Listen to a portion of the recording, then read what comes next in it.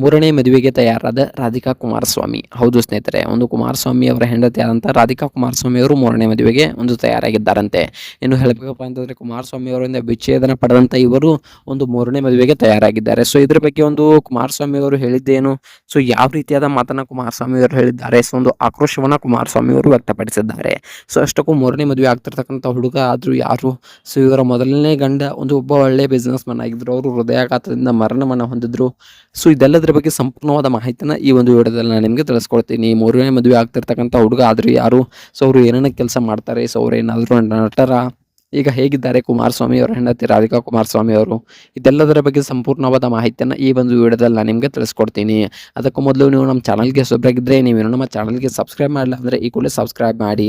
ಹಾಗೆ ಒಂದು ಪಕ್ಕದಲ್ಲಿರೋ ಬೆಲ್ ಐಕನ್ನ ಪ್ರೆಸ್ ಮಾಡೋದ್ರ ಮೂಲಕ ನಮಗೆ ಸಪೋರ್ಟ್ ಮಾಡಿ. ಹಾಗಿದ್ರೆ ಲೈಕ್ ಮಾಡೋದು ಬನ್ನಿ ಸ್ನೇಹಿತರೆ, ವಿಡಿಯೋನ ಸ್ಟಾರ್ಟ್ ಮಾಡೋಣ.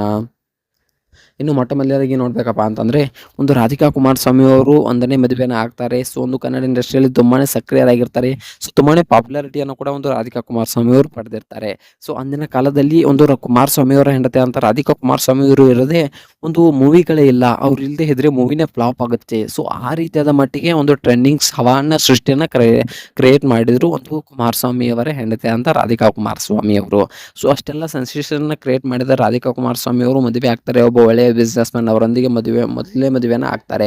ಸೊ ಆ ಒಂದು ಬಿಸ್ನೆಸ್ ಮ್ಯಾನ್ ಅವರು ಒಂದು ಹೃದಯಾಘಾತದಿಂದ ಮರಣವನ್ನು ಹೊಂದ್ತಾರೆ. ಸೊ ಮರಣವನ್ನು ಹೊಂದಿದಾಗ ರಾಧಿಕಾ ಕುಮಾರಸ್ವಾಮಿ ಅವರು ಮತ್ತೆ ಒಂದು ಕನ್ನಡ ಇಂಡಸ್ಟ್ರಿಯಲ್ಲಿ ಸಕ್ರಿಯರಾಗ್ಬಿಟ್ಟು, ಮತ್ತೆ ಒಂದು ವರ್ಷ ಸಕ್ರಿಯರಾಗ್ಬಿಟ್ಟು, ಆಮೇಲೆ ಒಂದು ಕನ್ನಡ ಇಂಡಸ್ಟ್ರಿಯನ್ನು ತೊರೆದ್ಬಿಟ್ಟು ಕೆಲವೊಂದಿಷ್ಟು ದಿನಗಳ ಕಾಲ ಮಾಯವಾಗ್ಬಿಡ್ತಾರೆ. ಆಮೇಲೆ ಇದ್ದಕ್ಕಿದ್ದ ಹಾಗೆ ಬಂದ್ಬಿಟ್ಟು ಕುಮಾರಸ್ವಾಮಿ ಅವರೊಂದಿಗೆ ನನ್ನ ವಿವಾಹವಾಗಿದೆ, ನಮ್ಮಿಬ್ಬರಿಗೂ ಮಗಳಿದ್ದಾಳೆ ಅಂತಕ್ಕಂಥ ಶಾಕಿಂಗ್ ನ್ಯೂಸನ್ನು ನೀಡ್ತಾರೆ. ಇದನ್ನು ಒಪ್ಪಿಕೊಂಡ ಕುಮಾರಸ್ವಾಮಿ ಅವರು, ಹೌದು ನಮ್ಮಿಬ್ಬರಿಗೂ ಮದುವೆ ಆಗಿದೆ, ನಮ್ಮಿಬ್ಬರಿಗೂ ಕೂಡ ಮಗಳಿದ್ದಾಳೆ ಅನ್ನುವಂಥ ಒಂದು ವಿಷಯವನ್ನು ಒಪ್ಕೊಂಡ್ಬಿಡ್ತಾರೆ.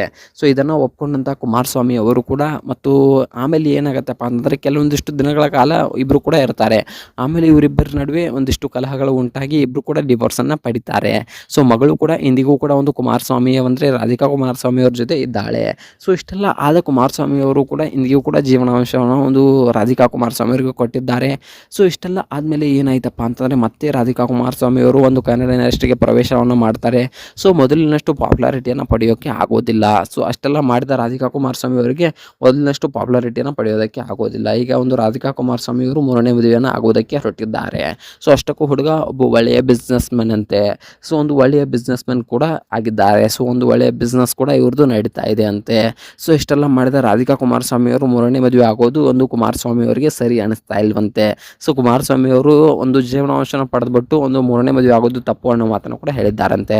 ಇನ್ನು ನೋಡ್ಬೇಕಪ್ಪ ಅಂತಂದರೆ, ರಾಧಿಕಾ ಕುಮಾರಸ್ವಾಮಿ ಅವರು ಮೂರನೇ ಮದುವೆ ಆಗ್ತಿರ್ತಕ್ಕಂಥ ಹುಡುಗನ ಬಗ್ಗೆ ಸಂಪೂರ್ಣವಾದ ಮಾಹಿತಿ ನಿಮ್ಗೆ ಏನಾದರೂ ಬೇಕಿದ್ರೆ ಈ ಒಂದು ವಿಡಿಯೋದ ಕೆಳಗಡೆ ಕಮೆಂಟ್ ಮಾಡಿ, ನಾನು ನಿಮಗೆ ಒಂದು ಮುಂದಿನ ವಿಡಿಯೋದಲ್ಲಿ ತಿಳಿಸ್ಕೊಡ್ತೀನಿ. ಹಾಗೆ ಒಂದು ನೋಡ್ಬೇಕಪ್ಪ ಅಂತಂದರೆ, ರಾಧಿಕಾ ಕುಮಾರಸ್ವಾಮಿ ಅವರ ಈ ಒಂದು ನಿರ್ಧಾರದ ಬಗ್ಗೆ ನಿಮ್ಗೆ ಏನು ಅನಿಸುತ್ತೆ? ಒಂದು ಕುಮಾರಸ್ವಾಮಿ ಅವರು ಒಂದು ಆಕ್ರೋಶವನ್ನು ವ್ಯಕ್ತಪಡಿಸಿದ್ದಾರೆ. ಇದ್ರ ಬಗ್ಗೆ ನಿಮ್ಗೆ ಏನು ಅನಿಸುತ್ತೆ? ಸಂಪೂರ್ಣವಾದ ಇವರು ಒಂದು ಮೂರನೇ ಮದುವೆನ ಆಗಬೇಕಾ ಅಥವಾ ಆಗಬಾರ್ದಾ? ಇದ್ರ ಬಗ್ಗೆ ನಿಮ್ಗೆ ಏನು ಅನಿಸುತ್ತೆ ಅನ್ನೋದನ್ನ ಕಮೆಂಟ್ ಮಾಡಿ.